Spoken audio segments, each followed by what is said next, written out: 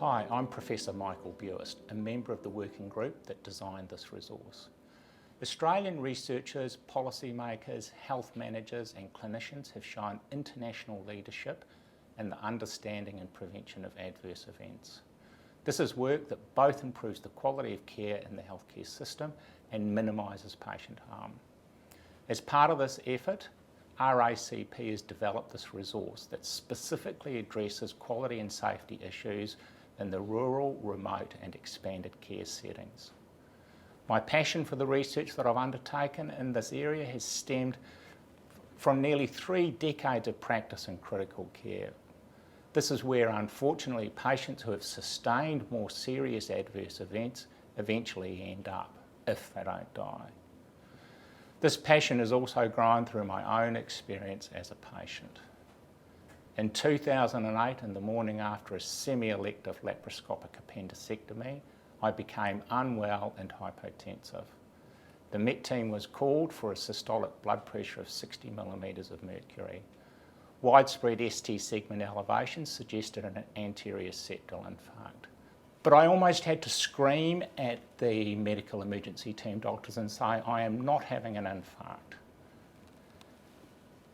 But despite that, they said I had to be the patient, and they gave me 5,000 units of intravenous heparin, and I had to have a loading dose of clopidogrel.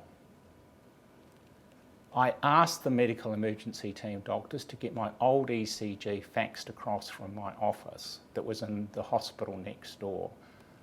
This is what they did, and it revealed that the ECG changes were old.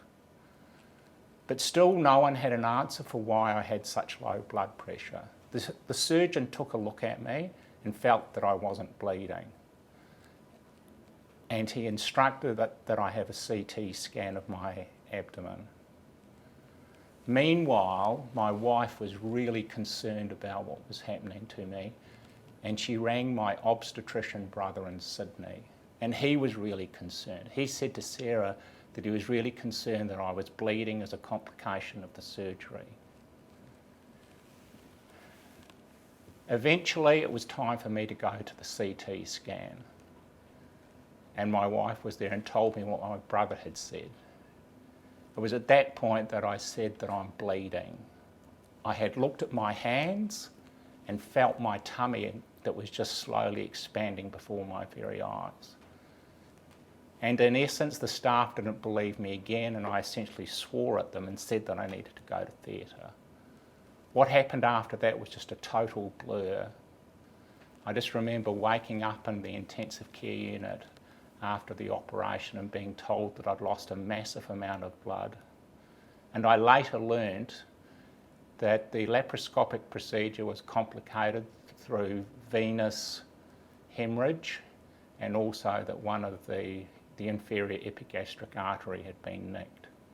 That, on top of the anticoagulation that I've been given for the wrong diagnosis of heart attack, meant that I bled briskly, and I had to be in intensive care for a week after that operation.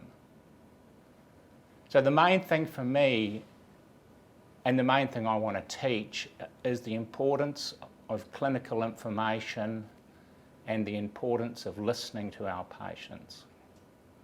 So despite having access to the best specialists and best care, essentially I almost died because I was not listened to. When confronted with episodes like this, many of us ask ourselves, what can I do as an individual to improve the quality and safety of my practice?